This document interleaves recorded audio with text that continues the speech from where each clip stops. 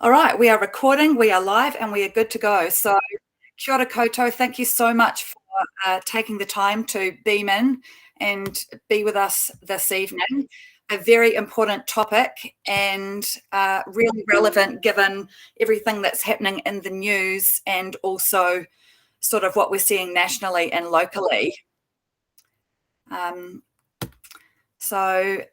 just before we get properly underway, a few introductions.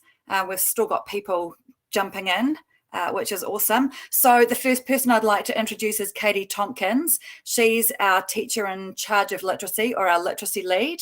She's also the teacher of our literacy intervention class. And because she doesn't have enough hats to wear with those two roles, she's also our HOLA, or head of learning area for student learning support. So give us a wave, Katie. The next person I'd like to introduce is Misha Palmer. She's our specialist literacy support teacher, if you want to give us a wave, Misha. And it's probably worth acknowledging at this point the role that the Wakatipu High School Foundation has played in supporting literacy and our concerns around literacy.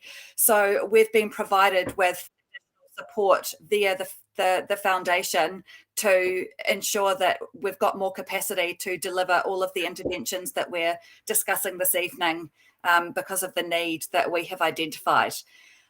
So shout out to the foundation. And lastly, I'm Justine Duncan. I'm a deputy principal and I'm here this evening and running the event because I have ultimate responsibility for oversight of literacy at Wakatipu High School. It's an inaugural event, so we will be asking for your feedback later. And if it's been useful, then we'll know that it's a good thing for us to continue with moving forward. So I hope you find it informative and useful and really relevant for you as parents of our junior students. A quick overview of what we're going to be covering this evening, and I did allude to this in the email that I sent yesterday. Looking at the current state of literacy in Aotearoa, New Zealand, and also at Wakatipu High School. Many of you will have heard the reports, seen it on stuff, seen it on the telly. We are in a bit of a literacy crisis, and so just giving you a bit of context to start off with. Because of the literacy issue identified, the government has actually weighed in and in response to the concerns that are being seen across the country, the NCEA, as we know it, is changing as of next year, and co-requisites are going to be added, and I'll speak more about that later on. Definitely going to outline for all of you exactly what Wakatipu High School is doing to address this issue. And lastly, it's really a case of a village raising children. And so we're doing our very level best, of course, at school to support all our konga, but also some handy hints and tips for parents and whānau regarding what you guys can do at home to support our students. And finally, if you're not bamboozled by data and tons of information, there's an opportunity for questions and answers. If there's anything that you had wanted to hear us talk about, or if you've got specific concerns, there'll be an opportunity for you to ask your questions. Just a reminder, and it sounds like everyone's mics are off, but just a reminder, if you do want to talk at any stage or ask a question, just pop your hand up. And if you keep your microphones off until such time as the Q&A session, that would be fabulous. So the current state of literacy. Many of you, or maybe some of you, will have Now I Don't Know My ABC, which was commissioned by a company called Education Hub a couple of years ago.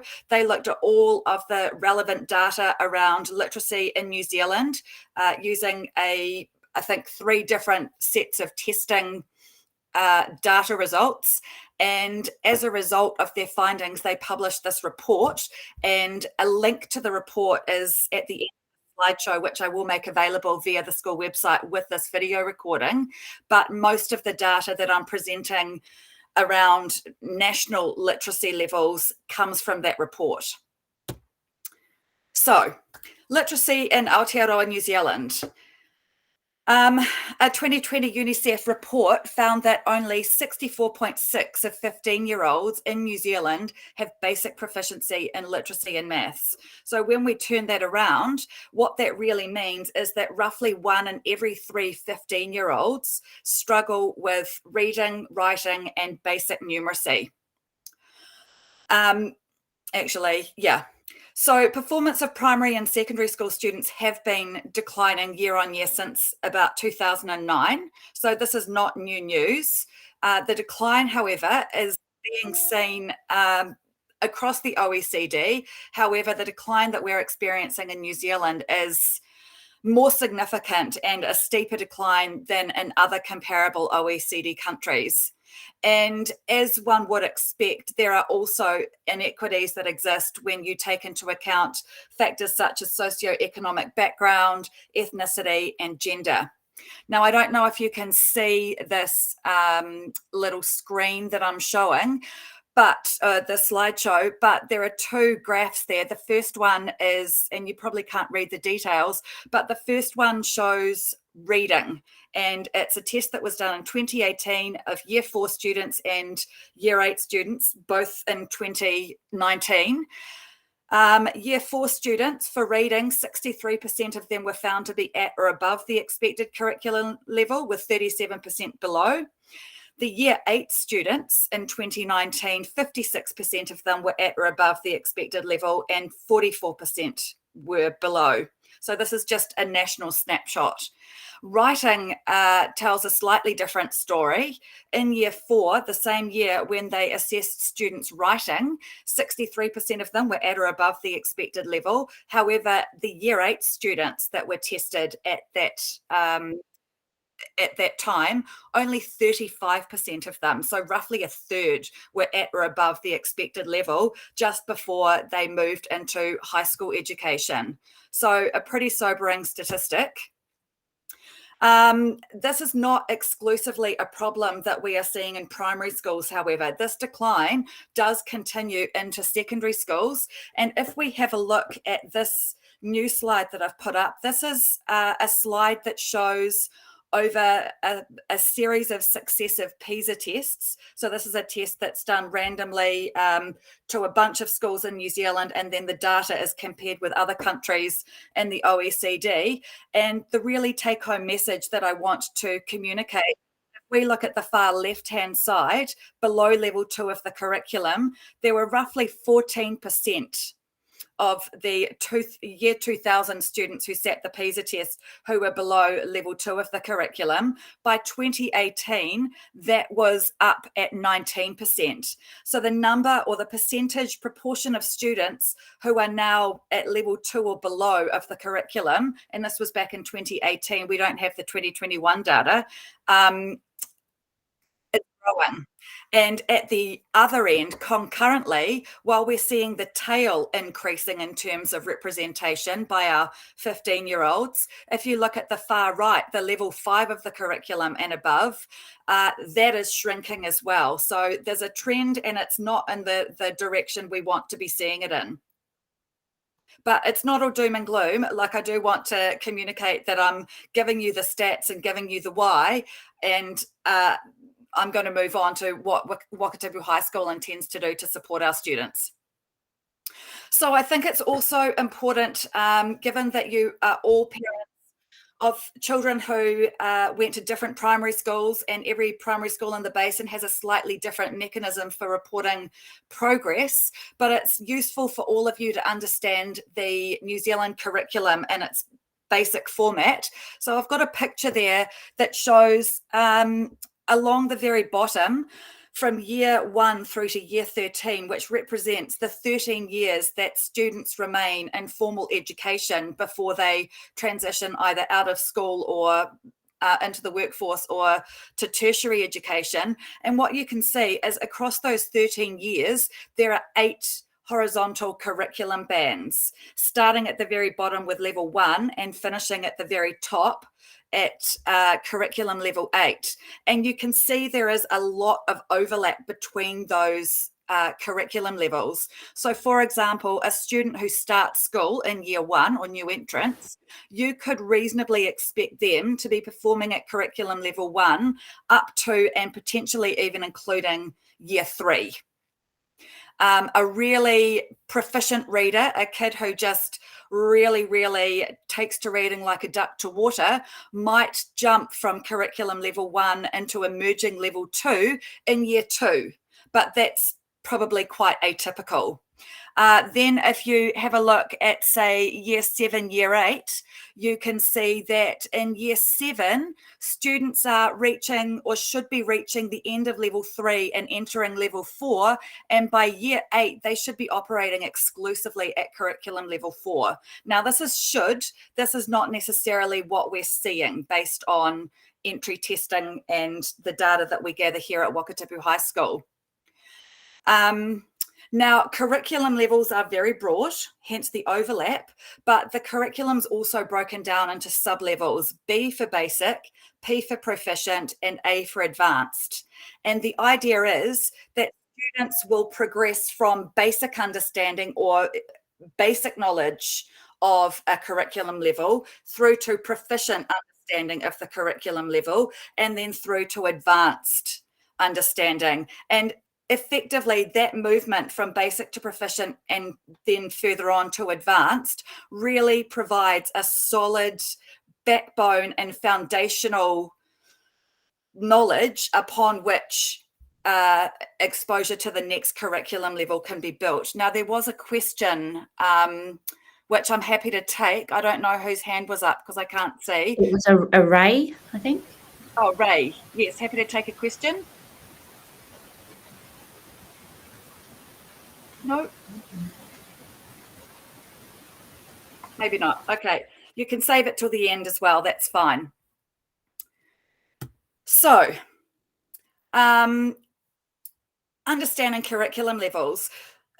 What we need to communicate with parents, I suppose, is that in order to achieve NCEA level 1, so that's year 11, or for those of you who went through the old system like I did, that's school cert or NCEA level 1. So in order to access the curriculum at level 1, NCEA level 1, students need to be working consistently at level 6 of the curriculum. Now, if we also consider that on average, typically a student will move 2 sub-levels per year. So they're not necessarily jumping to the next curriculum level within a year. They might go from 4 basic to 4 proficient, and then from 4 proficient to 4 advanced. If we know that on average their gain every year is 2 sub-levels, and if we know they've got to be at curriculum level 6 by year 11, and we work backwards, what that means is that students need to be entering high school at 4, like proficient in level 4 of the curriculum. And I've got a schematic that will show that visually shortly. The reality is that anywhere between 15 to 25% of our incoming year 9s each year begin Wakatipu High School at level 4 basic or below. What that means is that the typical 2 sub-level gains are not going to be sufficient in order to get them to curriculum level 6 by the start of year 11. So our task, our job, is to figure out how we can accelerate the progress of these students with regards reading. Hopefully this is making sense so far. Oh, no, you're totally not going to be able to see this because I can barely see it. But you will be able to access this via the school website once we put everything up. So what you can see along the left-hand side, I've got curriculum level 2 broken down into the BPA. I've got curriculum level 3. I've got curriculum level 4, and I've got curriculum level 5, BPA. Curriculum level 6 is NCEA level 1. Curriculum level 7 is NCEA level 2, and curriculum level 8 is NCEA level 3. So the other thing that's useful for parents to understand is that while there's plenty of time in the junior school to make these progressions, or in primary school to make these progressions through the levels of the curriculum, by the time students get to year 11, they're expected to jump from one curriculum level to the next over their final 3 years of high school. So putting in place all of the interventions and all of the supports that we can that will enable students to be able to make those leaps later on in high school is just critical.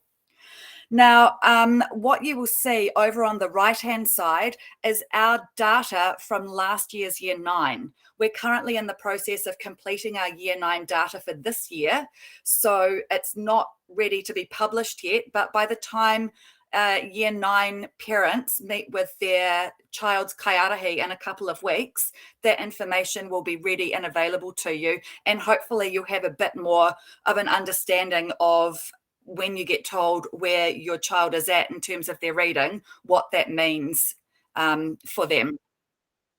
So what you can see I've got a grade band. That's any curriculum level from 4B and below, which is actually considered below what we would ideally want students to be entering high school at.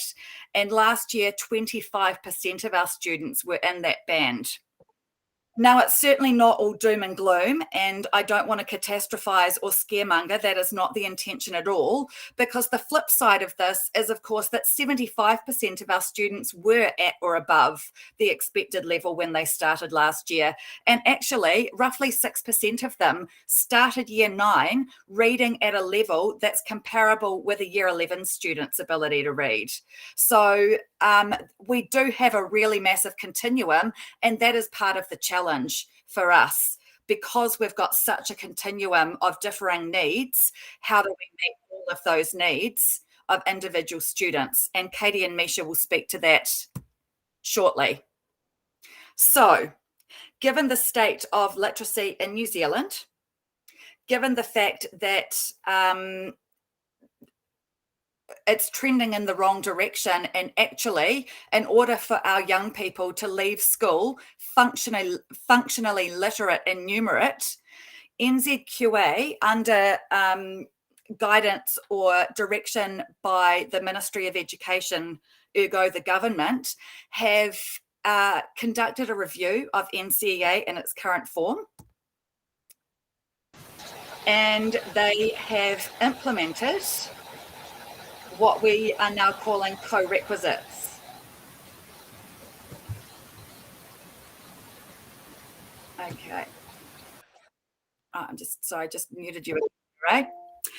So some of you who are listening tonight have students who have already gone through NCEA. You've probably got a senior student at home who's already passed NCEA level 1, and you potentially weren't even aware that there were literacy and numeracy requirements in order for NCEA level 1 to be achieved. And that's because previously, and even many NCEA assessments contribute to level 1 literacy or numeracy. So particular bodies of work or assignments are tagged to either literacy or numeracy, and when a student passes that assessment, they gain those literacy and numeracy credits. It's a very organic process.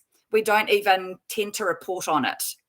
However, as of 2024, in response to the issues that I've outlined regarding literacy and numeracy, NZQA has decided that moving forward, all students will be required to pass 3 exams: a reading exam, a writing exam, which will both contribute to overall literacy requirements, and then a numeracy exam. Now, this particular series of tests will need to be achieved in order to achieve NCEA level 1, level 2, or level 3. And I don't know whether you've seen any of the, my head's really in it, so I'm always looking at the news and so on, but there have been schools around the country who have been piloting these new standards, and some of the work is quite challenging for some of our readers. So we are really focused on doing everything we can to support our young people. We actually piloted the co-requisites last year. So we selected year 10 students who we believed were ready for each assessment. So in the case of reading, we selected students who were operating at the upper end of level 4 or moving into level 5 and beyond. Now, the results were consistent, I guess you could say, with what we were expecting, but they weren't great. They were a bit worrisome. So you can see the 3 different coloured bars there, the different shades of pink. The left-hand one is numeracy, the middle one is reading, and the right-hand one, the sort of peachy colour, is the writing. So now, even though we selected a subset of Year 10s to participate in the pilot, this represents the overall proportion of the Year 10 cohort's performance for last year. So 58 odd or 56 odd % of students in Year 10 last year passed the numeracy co-requisite. Roughly the same, just slightly less, passed the reading co-requisite, and then there was quite a lag with the writing that was quite a bit lower, although not wholly unsurprising if you think about that data looking at what seems to happen between Year 4 and Year 8 in terms of writing for students in Aotearoa. It's also worth noting, although it is beyond the scope of tonight's meeting, that there is a very strong correlation between performance and passing the maths co-requisite and reading. And that's because most of the maths questions are quite wordy, and so good readers, if they've got basic mathematical knowledge, are actually able to perform quite well in the maths. But yeah, that's beyond the scope of this evening's report. Now, just showing a quick gender breakdown, not at all surprising. This is a national trend once again to see girls outperform boys.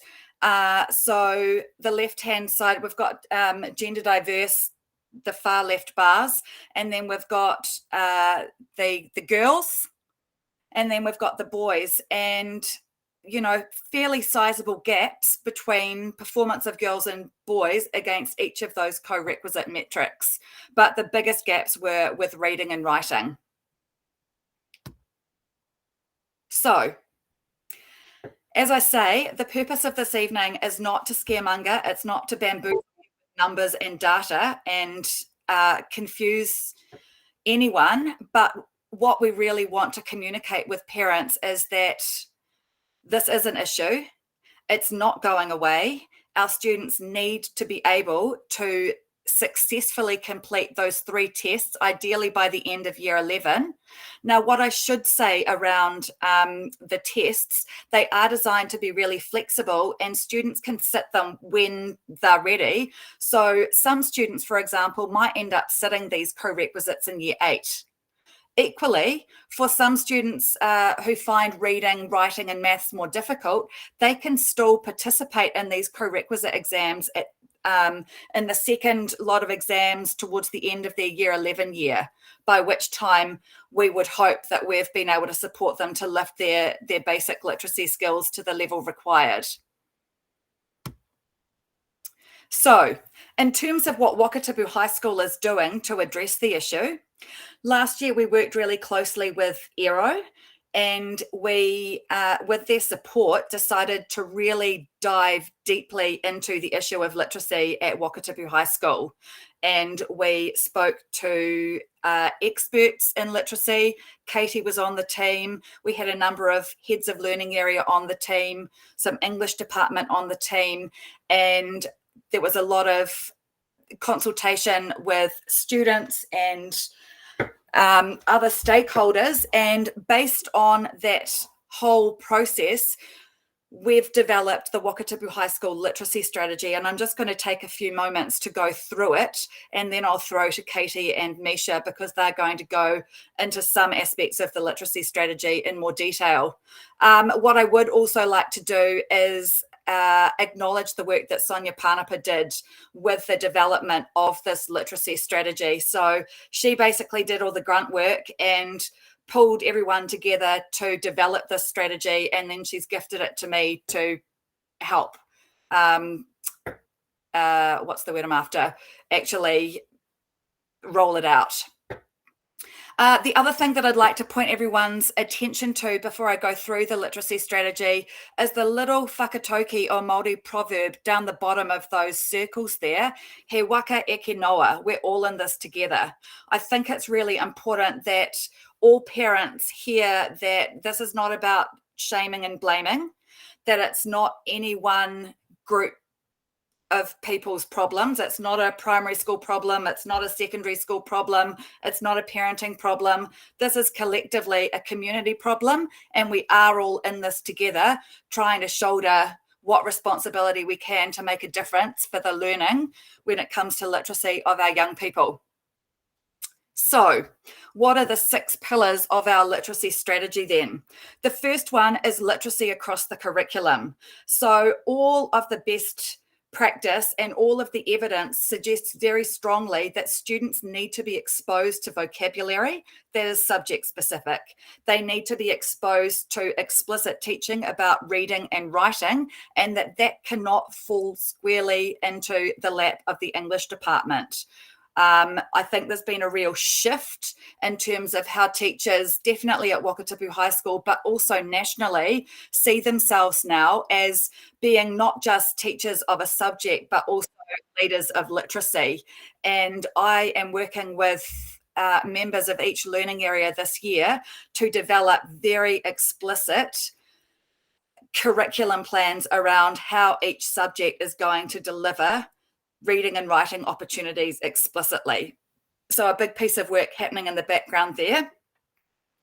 The response with intervention, when we identify the needs of our students, we then have interventions in place that are designed to support those students. And Katie and Misha are going to talk about that in a lot more detail shortly.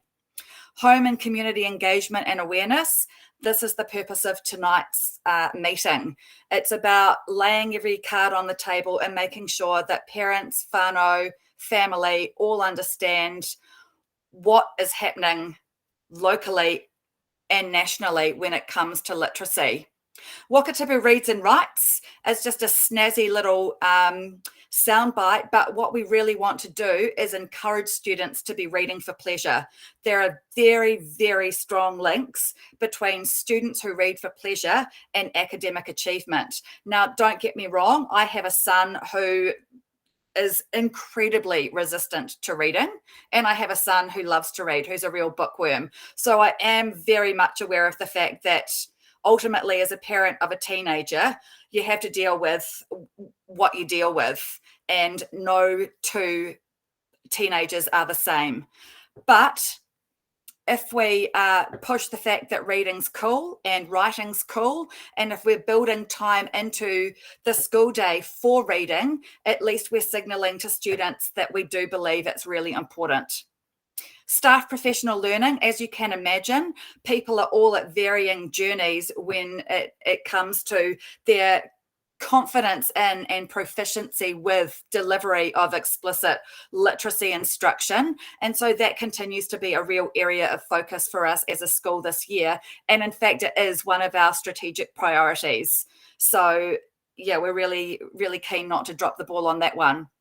And lastly, data and evidence. That will come as no surprise to all of you, I guess, given the graphs and the data breakdown that I've shown you. We really do believe that using data to make decisions about what interventions, and then using more data to help us determine whether or not those interventions have been successful and as efficacious as we would want them to be, that's a big part of the strategy as well, because we don't want to be spending time, money, and resource if things are not actually progressing or accelerating our students' literacy skills. So please feel really confident that we use every bit of data available to us to make really informed decisions about what's best for our learners. I feel like I've spoken for a long time, and I think I have. So I am now going to hand over to the magnificent Katie Tompkins, who's going to outline a bit more about how reading works and what interventions we put in place for various levels of readers at Wakatipu High School. Kia ora koutou, ko Katie Tompkins toku ingoa. Nice to see you, even though it's virtual. So what do we do to help our students with literacy learning difficulties at Wakatipu High School? We're going to focus a little bit more on reading tonight. Writing will come in the future because poor reading skills virtually guarantees poor writing skills, and we've got to start somewhere, right? So I just want to give you a bit of the history on how we got to the support we did. So Wakatipu High School's journey into research-based literacy instruction started in 2019 when 8 key Wakatipu High School staff undertook a year's professional learning with the founder of Learning Matters and the managing director. And this was in response to a recognition that after 2 years, when I got this job and I came back, of teaching in intervention, 2 years in learning support classes, we now call them English enhancement classes, and putting in interventions for other kids that needed them, that there were a growing number of students who hadn't mastered the word recognition, whatever you want to call them, word level reading, word difficulty skills that we would have expected of them after 8 years of primary education. And this is in spite of many of these students having had a number of interventions in primary school. We need students to have mastered these foundation skills at a secondary level, as you can imagine, so that they can access more text, sophisticated language, words, and where it moves from more a narrative domain into an informational domain. We want kids to be reading for meaning rather than spending all their cognitive energy cracking into words, that individual words they don't understand. The kakakat, never going to understand for meaning, which is the outcome from what we want from reading. If you're looking over at the slide there, what I'm meaning by foundational skills is comprehension's the outcome. That's what we read for, to understand what we're reading.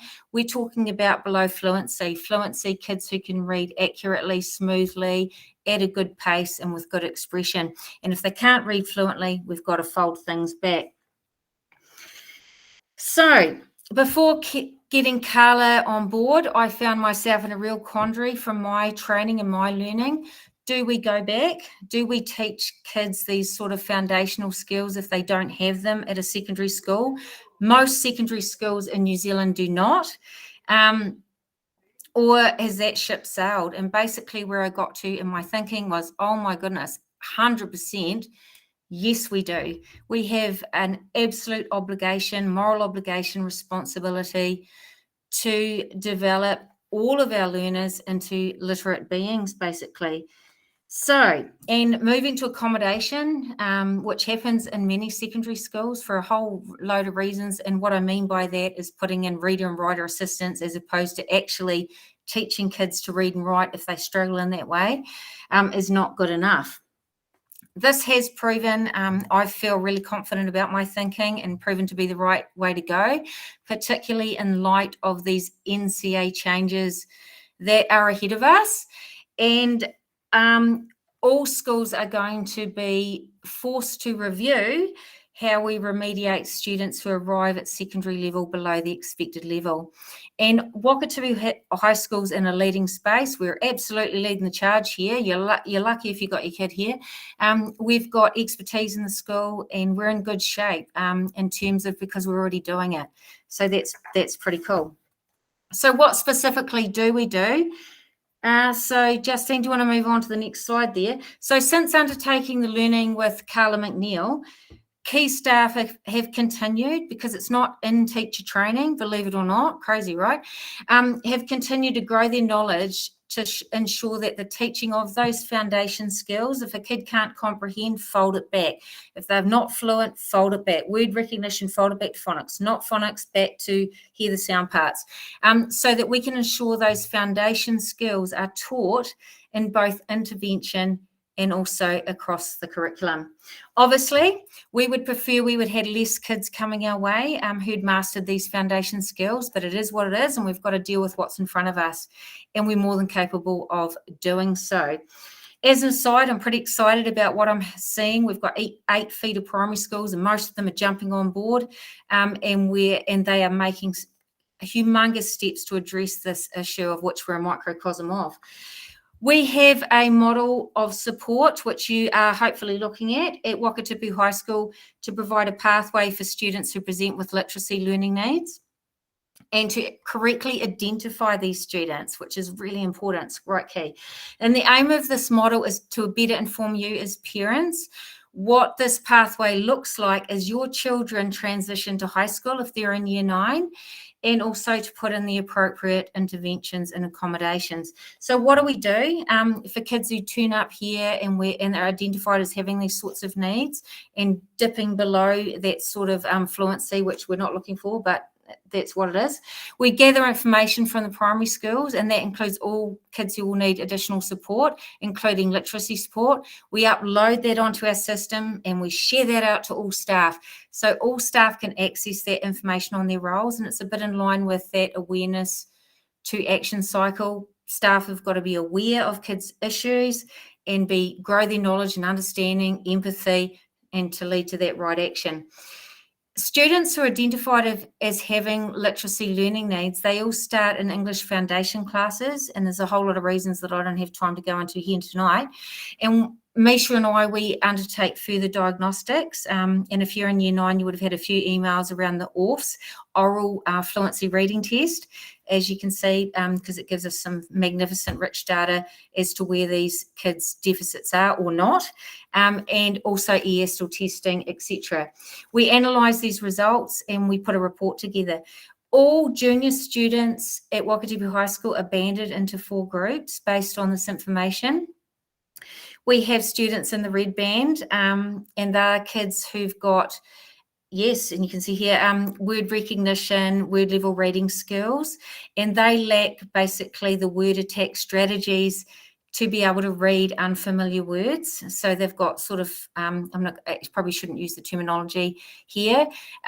We've got kids in the orange group who are also not proficient readers. They're not reading fluently, accurately, with pace, and they also need quite a large number of support to get them moving forward to be able to access text at a secondary level. Yellow band, pretty good to go. Definitely could do with some more mileage in terms of just increasing the vocabulary and accessing more complex text as we move from sort of more multi-syllabic words come into play as you move through high school. And then we've got the green band, skilled readers ready to go. Just to give you a bit of information Justine did, last year we identified 19%, I think, of year 10 students as delayed or disabled readers, and they fall in that red band and orange band, and in year 9, 25%. So we've got some work to do. And you'll see the bands there. So then what do we do at Wakatipu High School? We decide on our interventions for the year. Who's doing what? Where are kids going? Are they staying? Are they going to be in my class for intervention? Are they going to be moving out to English foundation classes, homeschool interventions, in order to support them? We start the interventions, monitor them, and we feed back. So that's that bit. Now, I want to put it out there. We do have some challenges, and we'll get to what you can do to help us at home because we're a community effort. The number of students who have word level reading difficulties is not insignificant, and to remediate them is not a quick fix. Improving the literacy skills of teenagers is difficult, as you can imagine. They're your children at home for many reasons. One of the most challenging aspects of teaching older poor readers is because they don't read well. They actually don't like to read, understandably, right?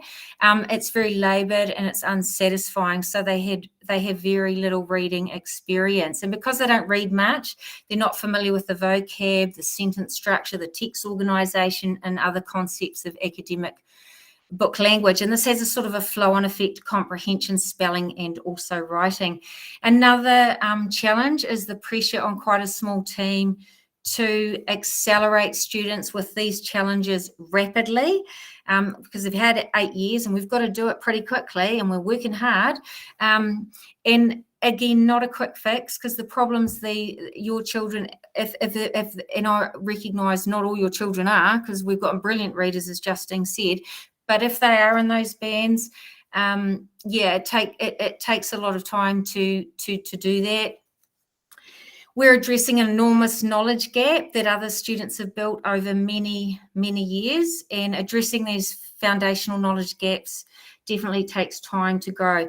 Older struggling readers have also developed coping strategies, and that is like guessing words, like printed words, which is maladaptive and actually problematic. And good readers never guess words, never guess words. They look at every letter, even it's an automatic thing. And also, or just avoiding reading altogether. They're fake readers.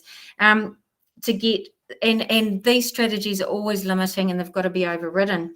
In addition to this, older poor readers inevitably contain a higher than average proportion of students with other interesting behaviours for understandable reasons. So engaging them is a little bit more challenging. And they've experienced, which I really recognise because I see it a lot, a history of failure and frustration, and often develop feelings of hopelessness and lack of trust in the abilities to actually succeed. But it is, and I'm going to say this twice, it is absolutely possible for students to improve their reading and writing skills, older students, and I'll say it again because this is so important.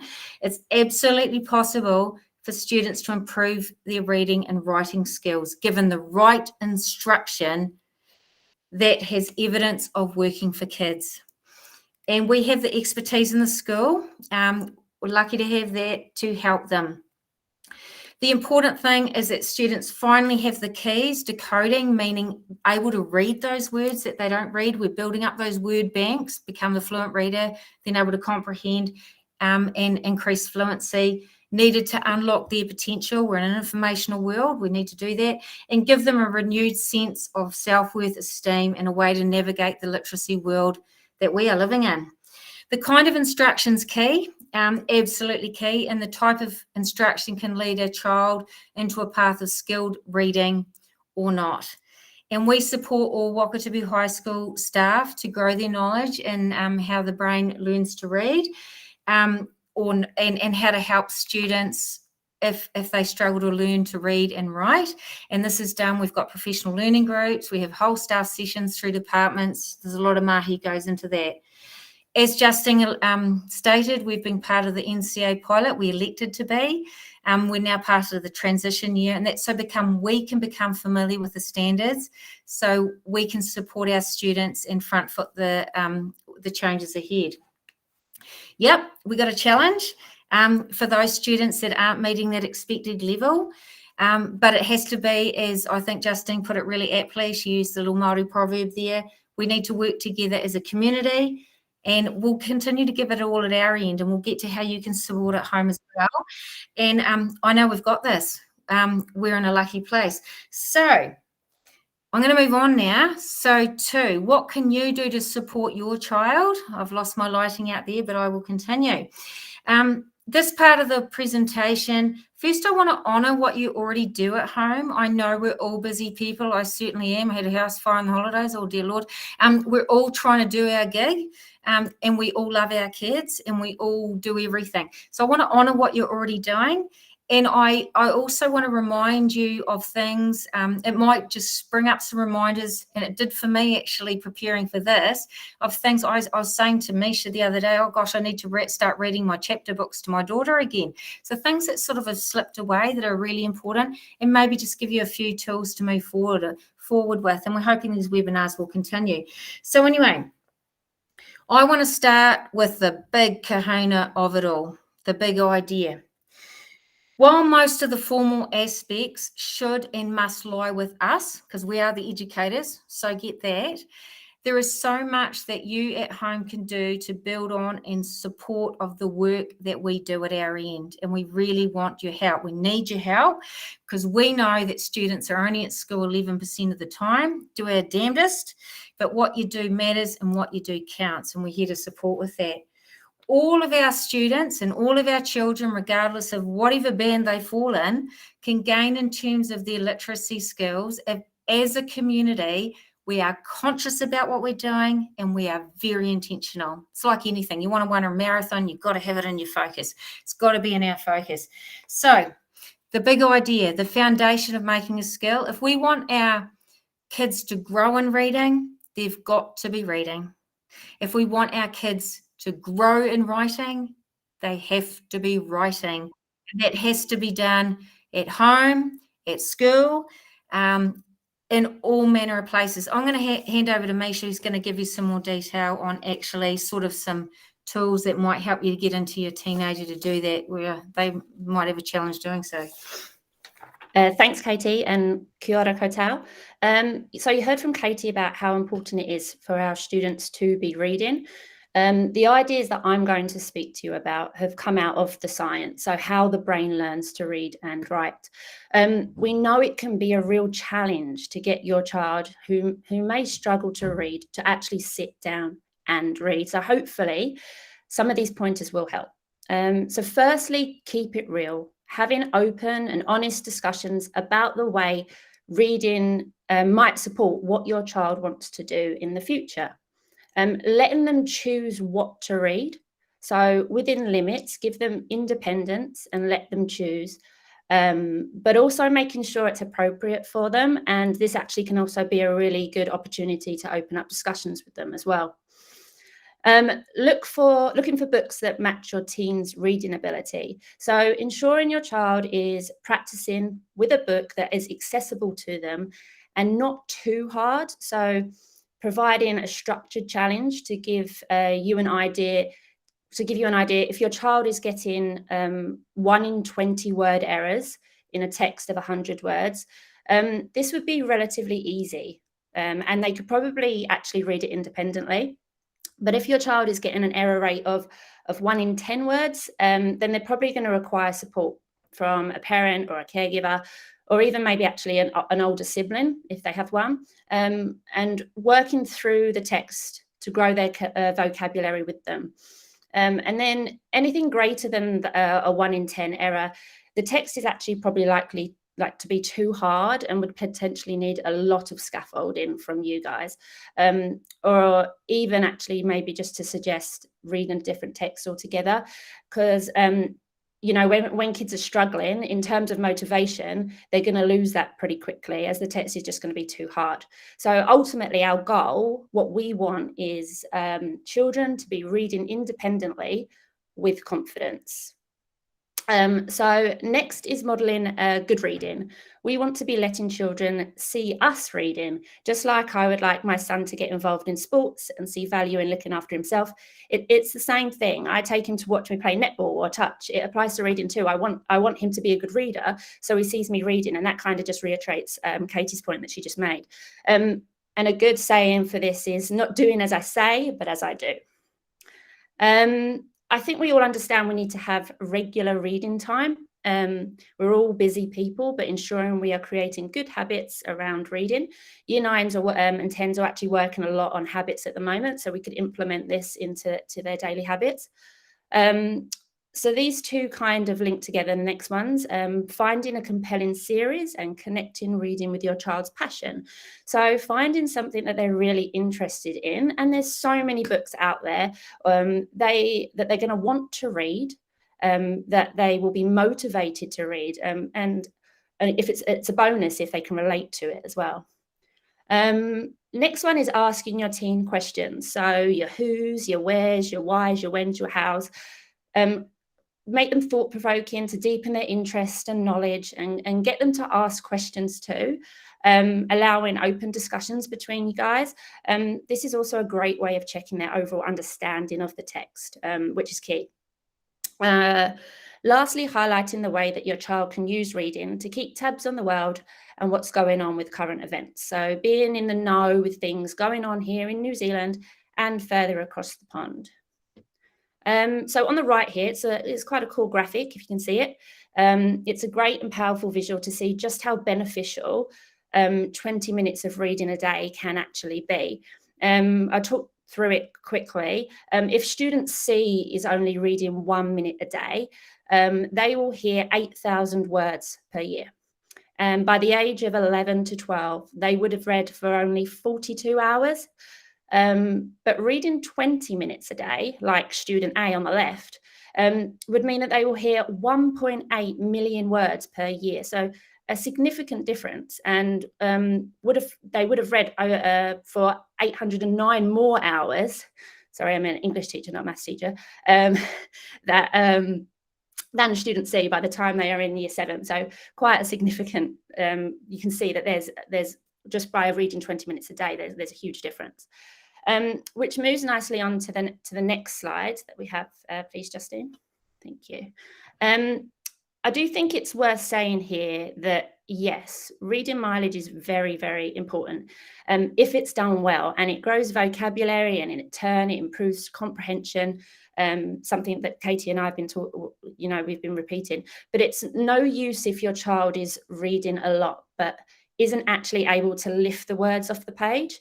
And by that I mean decoding them, reading them. And if they're not receiving the instructional knowledge to show them how to lift these words off the page, it's actually not going to be very beneficial for them. So it's really important to know your child well in terms of their reading ability, and to ensure that they have the scaffolding that they need in place if they need it, and avoid them becoming page flickers that are essentially just fake reading and just, not actually reading the words. Which, when students are silent reading, it is quite an easy avoidance task. So depending on where your child is at in terms of their reading, if they aren't a fluent reader, you might consider reading together with your child. And this can be differentiated depending on how much scaffolding support that they need.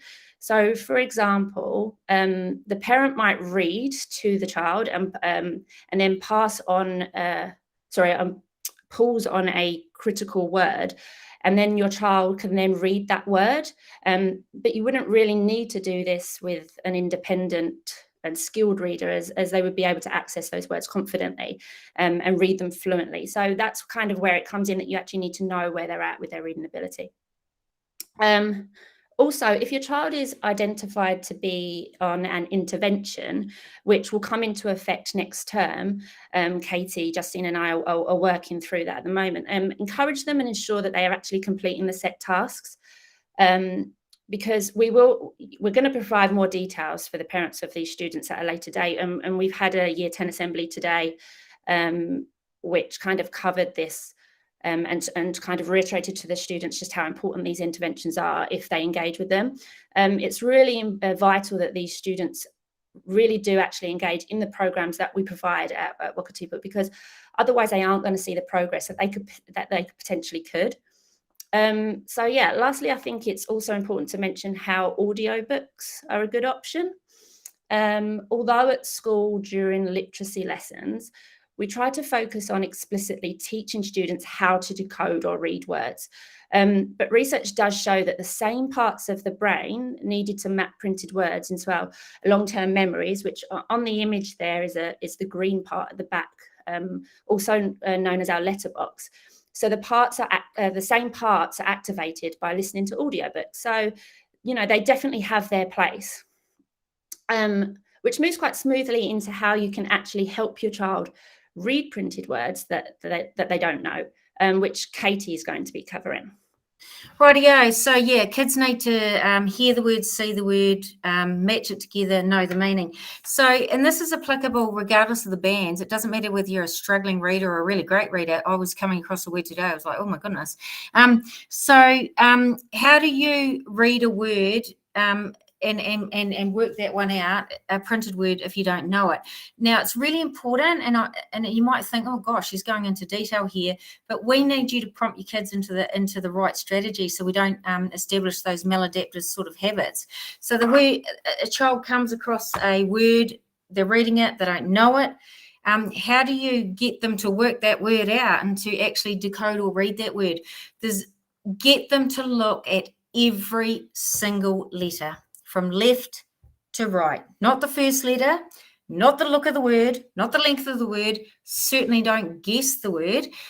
Good readers never guess. Translate those letters into sounds and smush those sounds together. I'll use a really basic word, which is cat, cat, at. Cat, smush it together. If it's a multisyllabic word, help them break them into syllables. I haven't simply got time to go into guiding you through how you might support if you don't know how to help your child do that if it's a multisyllabic word, but I'll flick out an email and you're welcome to read it to help your child do that, because there is no way that child will bank that word in that letterbox long-term memory if you haven't gone through that process. They'll come across that same word again if you haven't, and they won't even know what it is. So there's only one way, and you've got to activate 3 parts of your brain, including what does that word actually mean. So that's the way. I'm going to hand back to Misha now. Vocabulary, pretty important in terms of reading. Yeah, vocabulary is paramount to help students learn to read.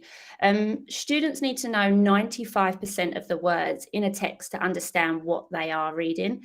And these 95% of words are the words that instantly pop.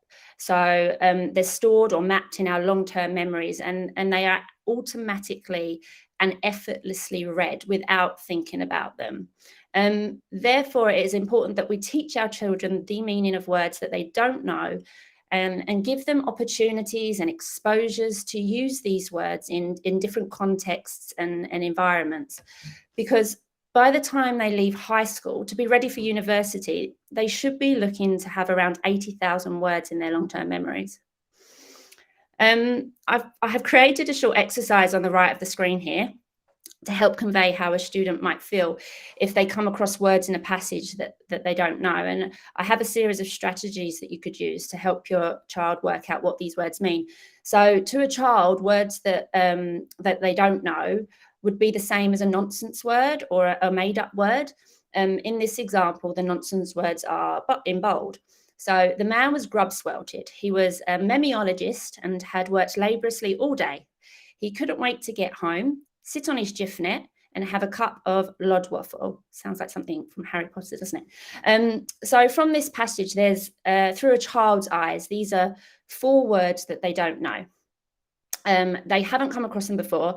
They can read them using their decoding, their reading skills, but they don't know the meaning of them. So the first strategy would be to look inside the word at the word parts. So you may ask the question, where have you seen the word part before? So in the word memeologist, I know that mem is a word part that can be associated with the word memory. And ologist is a suffix, a word ending that is used to show when a person is a specialist in a particular field. So for example, your child may have heard of the word zoologist or physiologist, psychologist. So this memeologist might be a man who specializes in helping people remember memories. If this first strategy doesn't work, you can then look at the sentence around the word. So looking at the word jiffnet, it's something that you sit on, and as the man's tired, it's probably something comfortable to relax on. So it could be a couch or a lounger type object. So next, if they're still struggling, you may want to look outside of the sentence and at the passage as a whole. So if we focus on grub-sweltered, we know the man has worked laboriously, so we could assume that he feels tired or exhausted. I think we're all familiar with this feeling after a hard day at work. So, but because we may associate working hard with being tired, so maybe this word is a synonym for one of these words. Then if your child is still struggling, you could either help them by giving them a friendly, simple definition, if you know the word, or, the internet's amazing. They could just use one of these many online dictionaries available to look it up. And just before I move on to my last point, I would like to stress that context is great for working out the meaning of a word, but it's not suitable for working out the pronunciation of a word. This goes back to Katie's little chat that she just had on decoding words and sounding out every letter, all of the letters, without guessing. Children should not be looking outside of the word when decoding a word, but they can use context to work out the meaning. My last point I'd like to make, going back to the importance of reading, is that it has been proven that with more reading, and I mean actual reading, not page flicking, the more vocabulary your child will gain, and in turn, this will advance their comprehension. So that's it from me. Katie will now talk about another way in which you can support comprehension. None of this is brain surgery, but it goes back to let's remind ourselves. The next one is massive, and we all do it. Let's stuff our kids with opportunities, background knowledge. Let's take them to the butterfly place in Dunedin. Let's go there.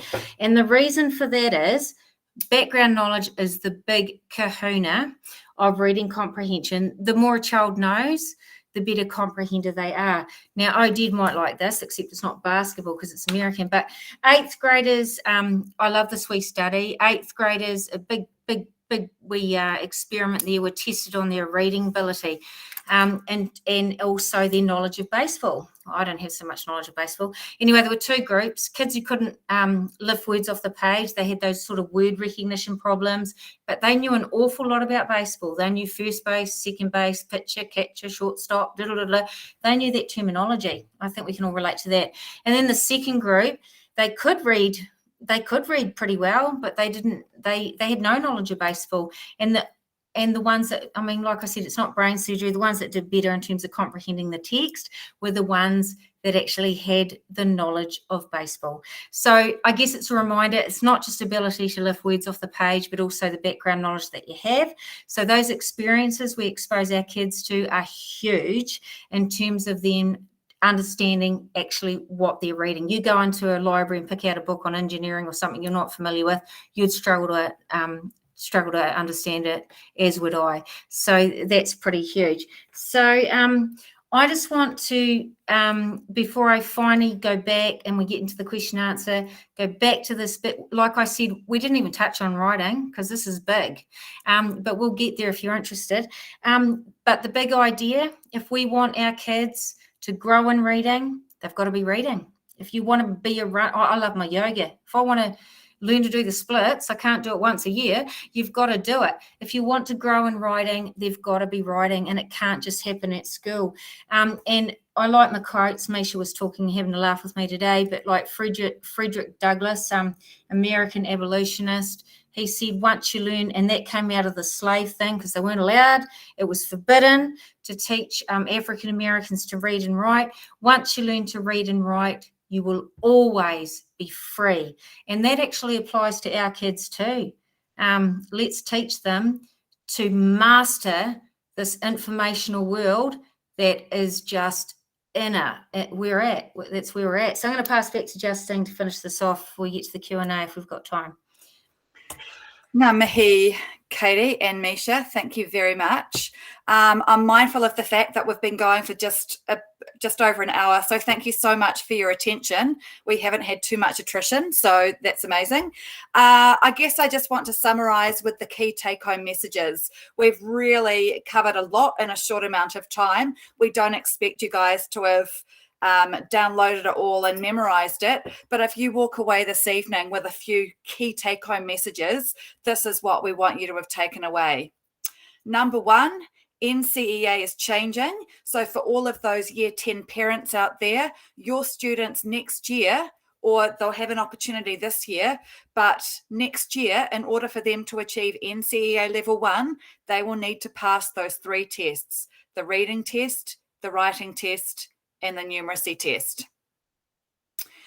Regardless of a student's reading ability, Wakatipu High School has a plan for how to support them to progress and accelerate while they're in the junior school and beyond if necessary. So the real strugglers who are right back at the phoneme, is it phoneme awareness? Phoneme awareness, word recognition, fluency, alphabet principle. So even students who are right back down at trying to master those basics, we've got support for them, but we've also got support for your students who love to read, as well as what the school is doing. And we've outlined that parents and whānau can definitely be supporting at home. And the mere fact that you're all here tonight means you are invested and you are engaged and you are interested, and it's freaking amazing. We love that all of you are here and are so invested. So definitely provide opportunities to read and write. My favorite one, because I'm a food tech, well, not because I'm a food tech teacher, because I love to cook, I get my reluctant reader to sit and just read the recipe to me. I pretend like I'll be cooking and he'll just be reading out the ingredients. So there's definitely opportunities to trick reluctant readers into reading. And as per the email I sent last night, the Reading Plus digital reading program, just admit this, man. The Digital Plus, not Digital Plus, the Reading Plus, which we are making available not just to the orange banded students who previously were the only ones who would have had access to it, but from next term, every student in the school at year 9 and year 10 will be on one of those two digital platforms. So please, please, please, please encourage your student at home to be spending some time either on Power Up if they're in that red band, or on Reading Plus. And like I said in the email yesterday, Reading Plus has benefits for students that struggle with reading. It has benefits for English language learners. It has benefits for students who have complex learning needs and perhaps suffer with dyslexia or dysgraphia. All students can be catered to if they engage actively with Reading Plus. So just a plug for that one, which will be live from next term. And just also, I'm very mindful of the fact that some of our parents this evening may have students with dyslexia or kids with dyslexia or dysgraphia. They might be twice exceptional. We have a whole range of different students with very different specific learning needs. So please, you can rest assured that those particular students will have access to support for the co-requisite testing. So the idea is that dyslexia is not a barrier to showing that functionally these students are literate and they understand what they're hearing and what they're reading.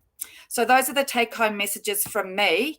Just before people, I'll stop recording now that we've finished with the, why can I not stop recording? There we go. Before we head to the Q&A, however, what I'm really keen to do